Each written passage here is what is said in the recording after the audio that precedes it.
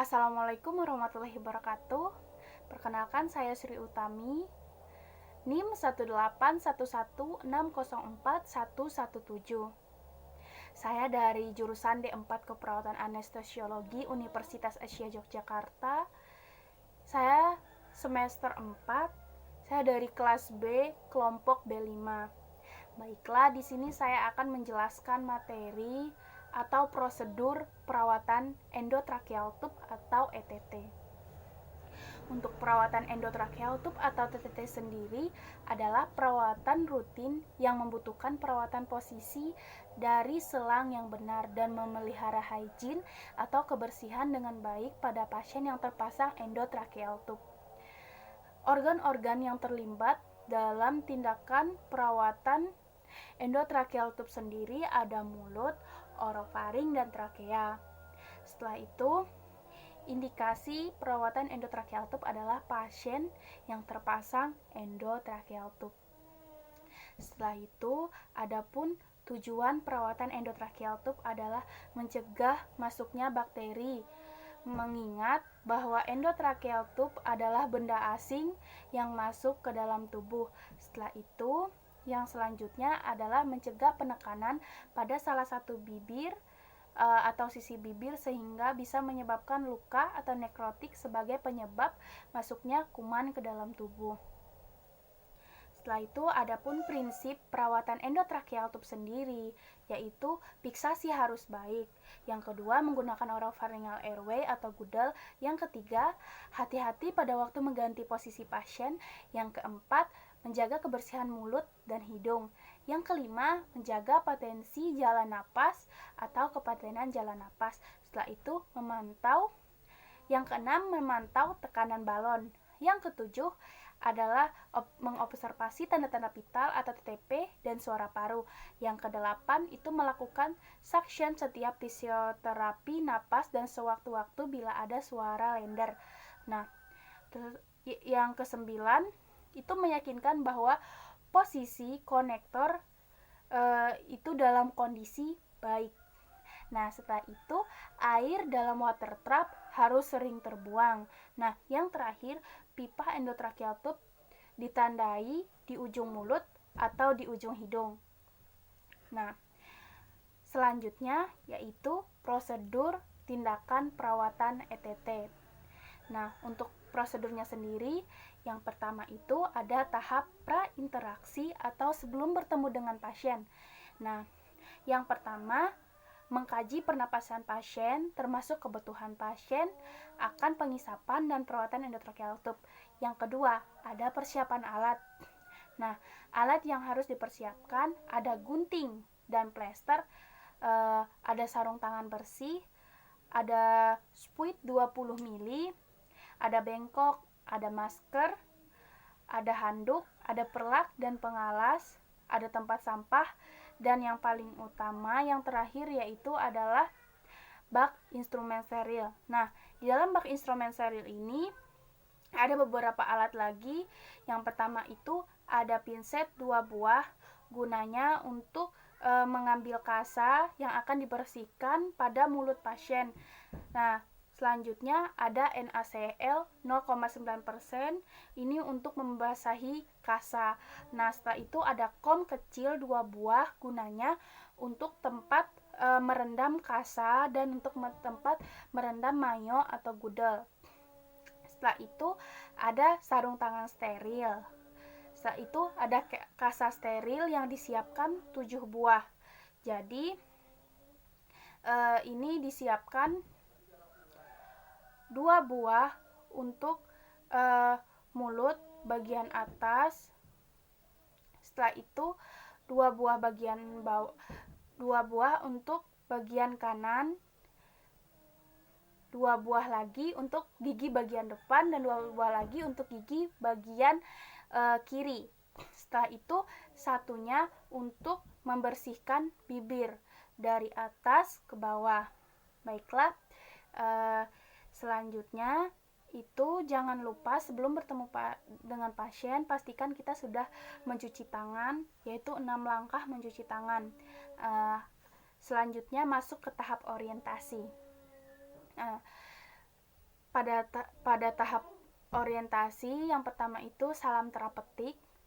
Setelah itu menjelaskan tujuan dan prosedur tindakan perawatan ETT dengan benar agar pasien paham dan tahu tujuan kita untuk melakukan perawatan ETT pada pasien. Setelah itu menjaga privasi pasien, contohnya dengan menutup tirai atau tenda pasien. Selanjutnya jangan lupa untuk berdoa.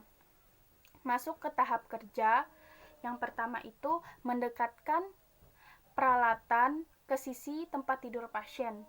Setelah itu mengatur posisi pasien supinasi atau semipoler atau semipoler ini bisa diartikan juga dengan miring pasien diposisikan 30 derajat.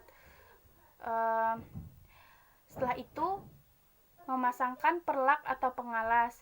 Setelah itu meletakkan handuk melintang pada dada pasien. Jadi gunanya pada saat kita melakukan prosedur tindakan ETT, air atau air ludah pasien yang disuction itu tidak tumpah ke tubuh pasien atau ke badan pasien daerah dada, karena kan itu pasti ada kuman atau bakterinya.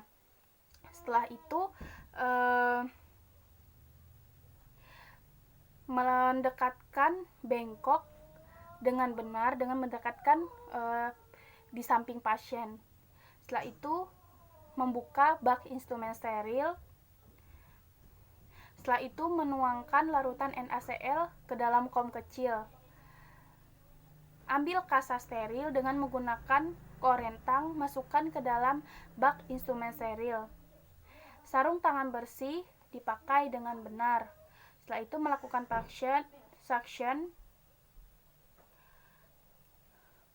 Oropharyngeal airway atau OPA yang terpasang pada mulut pasien itu dilepaskan. Nah, setelah itu plester lama dilepaskan. Posisi endotracheal tube dipertahankan dengan tangan kiri atau tangan yang tidak dominan. Setelah itu, lepas sarung tangan bersih, ganti dengan menggunakan sarung tangan steril. Mulut dan ETT dibersihkan dengan NaCl 0,9%. Jadi cara membersihkannya, kasa tersedia 7. Pada saat pembersihan bagian mulut, untuk kasa yang pertama itu membersihkan gigi kanan bagian ujung atas. Untuk kasa yang kedua gigi kanan bagian ujung bawah. Setelah itu kasa yang ketiga itu gigi geraham atas, dan kasa yang kedua itu gigi depan bawah. Setelah itu yang kelima itu gigi bagian kiri atas, dan yang terakhir yang keenam gigi bagian kiri bawah. Nah, untuk yang terakhir itu untuk membersihkan mulut. Nah, untuk membersihkan mulut itu dengan cara diputar dari bagian atas lanjut ke bagian bawah, dan ini dilakukan hanya sekali. Nah, setelah itu cup dikempiskan dengan spuit. Posisi endotracheal tube digeser pada sisi yang berlawanan. Nah, misalkan yang terpasang pada bagian kanan, maka pada saat dilepaskan, nah digeser ke bagian kiri lagi. Nah, setelah itu daerah bekas ETT dibersihkan dengan NaCl 0,9%. Setelah itu cup diisi kembali dengan udara 10-20 ml atau sampai tidak terdengar tanda kebocoran. Suara paru kanan dan kiri didengarkan dengan menggunakan stetoskop. Setelah itu endotracheal tube difiksasi kembali dengan plester. Bisa difiksasi pada bagian ujung mulut atau hidung. Nah, setelah itu pasang jalan udara oral, OPA atau mayo. Nah, setelah itu observasi vital sign pasien dengan mengobservasi SpO2 dan mendengarkan paru kiri atau paru kanan pasien. Nah, setelah itu endotracheal tube yang telah dipasang alatnya itu dirapikan. Setelah itu mengatur kembali posisi pasien dan handle pasien, atau memposisikan pasien pada posisi semula. Setelah itu melepaskan handscoon, dan yang terakhir mencuci tangan. Nah, selanjutnya yaitu tahap terminasi. Nah, pada tahap terminasi ini yang pertama itu mengevaluasi kepatenan jalan napas pasien, dengan mengevaluasi apakah ETT sudah terpasang dengan benar dan tidak mengganggu pernapasan pasien lagi, dan melihat atau mengecek tanda-tanda vital pasien, seperti SpO2 pasien. Nah, setelah itu mengevaluasi respon pasien, merencanakan tindak lanjut, dan salam terapeutik pada pasien. Setelah itu selanjutnya yang terakhir adalah tahap dokumentasi. Tahap dokumentasi itu mendokumentasi dengan menggunakan SOAP atau subjektif, objektif, analisis, dan planning. Nah, pada data subjektif itu adalah data tentang respon pasien.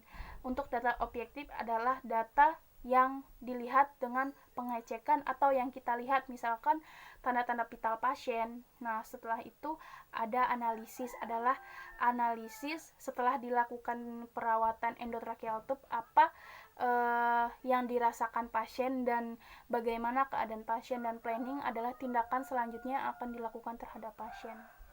Baiklah, sekian dari penjelasan saya tentang perawatan endotracheal tube. Kurang dan lebihnya saya mohon maaf. Wassalamualaikum warahmatullahi wabarakatuh.